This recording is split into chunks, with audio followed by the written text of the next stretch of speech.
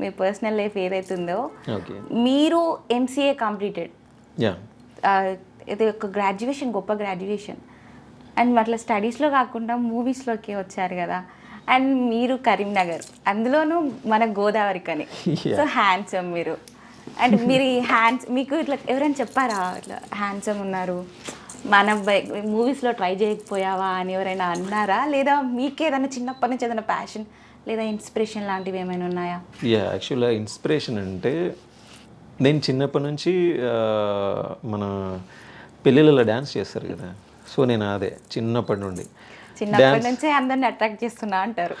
Attracting కాదు, but అది ఆటోమేటిక్గా వచ్చేసింది డ్యాన్స్లు. అండ్ చిన్నప్పుడు స్కూల్లో నాటకాలు ఉంటాయి కదా, నాటకాలు వేసేవాడిని. అది అంటే అప్పుడు ఏంటనేది తెలియదు మనకి, జస్ట్ వాళ్ళు ఇట్లా వేస్తావారా అంటే పా అనుకుంటే నేను కూడా నేను ఇది చేస్తా అనేసి వెళ్ళేవాళ్ళం. అంటే సాంస్కృతిక కార్యక్రమాలు అంటారు కదా, వాటిల్లో ఎక్కువ. మన గోదావరికని అబ్బాయిలకి ఇంకెక్కువ అని విన్నాను నేను, చాలా మంది ఉన్నారు. ఆ క్యూరియాసిటీ అన్నది అందరికీ క్యూరియాసిటీ ఉండిద్ది, కాదనట్లేదు.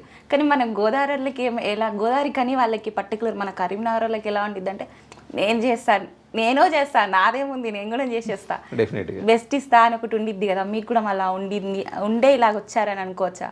అవును, అంటే ఇవి మన తెలంగాణ వాళ్ళకి ఏంటంటే ఈ సాంస్కృతిక కార్యక్రమాలలో ఎక్కువ పార్టిసిపేట్స్ ఉంటాయి అన్నమాట. వాళ్ళు ఎక్కువ ఇప్పుడు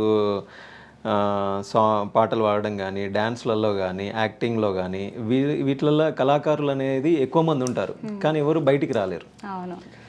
సో మేబీ చాలామంది ఉన్నారు ఇప్పటికి ఇంకా బయటికి రాని వాళ్ళు.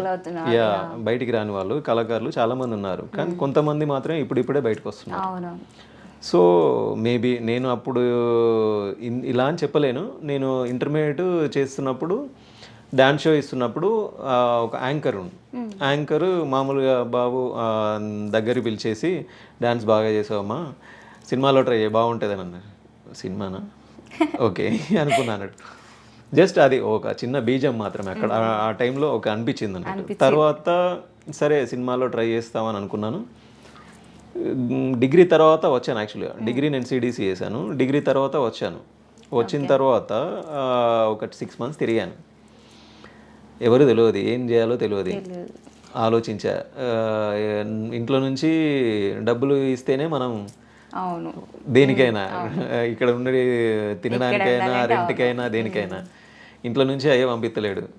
ఏం చేయాలో అర్థం కావట్లేదు. మళ్ళీ నాన్న ఏమన్నాడంటే, అరే నువ్వు ఏదైనా పీజీ కంప్లీట్ చేయి, దాని తర్వాత నీ ఇష్టం. ఓకే. అప్పుడు మళ్ళీ ఎంసీఏ జాయిన్ అయ్యా. సో మీరు ఎంసీఏ అనేది స్టడీ పర్పస్ కాకుండా అరే ఎంసీఏ కంప్లీట్ చేస్తే సినిమాలు చేయొచ్చు అనే ఉద్దేశంతో చేసా అంటారు. నేను ముందే అది నాన్న చెప్పాడు, సరే నేను ఎంసీఏ కంప్లీట్ చేస్తా, దాని తర్వాత నీ ఇష్టం అన్నాడు కాబట్టి మళ్ళీ కంప్లీట్ అయిన తర్వాత నాన్న అంటే నీ ఇష్టం రా అన్నాడు. కదా ఎలా ఉంది తర్వాత ఎంసీఏ తర్వాత ఇంకా స్ట్రగుల్ ఏమైనా ఫేస్ చేశారా?